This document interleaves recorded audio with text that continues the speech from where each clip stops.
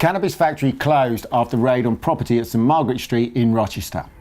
That was a sensational headline printed by Kent Online back in October this year. The property in question was actually one we had available to let, and we managed to find a good tenant. But in the meantime, the landlord found a tenant privately, so didn't take ours.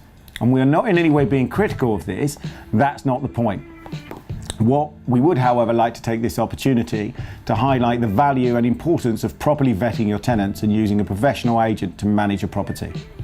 We're not saying there's only one way to approach managing your rental properties or there's only one right way. We simply want to present the advantages of using a professional letting agent and how in this instance it's highly unlikely the cannabis factory would have been able to operate. So, firstly, number one, we vet all of our tenants at the point of application. We reference them, do all of the necessary checks, analyse the reports from the companies which run our checks for us. If anything suspicious appears, like undeclared CCJs, bad credit, false information, then we'll know that before we house the tenant. Obviously, this isn't a watertight process insofar as individuals might not have any adverse credit or a criminal record, but still intend to operate illegal activities such as growing cannabis.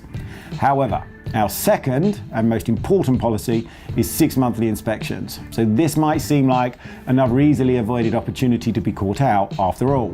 What's to stop them removing any drug manufacturing paraphernalia just for that inspection? After all, they're all given a time for the inspection, so not so difficult to hide or remove anything suspicious or incriminating. However, what's the likelihood that any would-be drug lord would be willing to rent somewhere which will be inspected every 6 months thoroughly and without fail?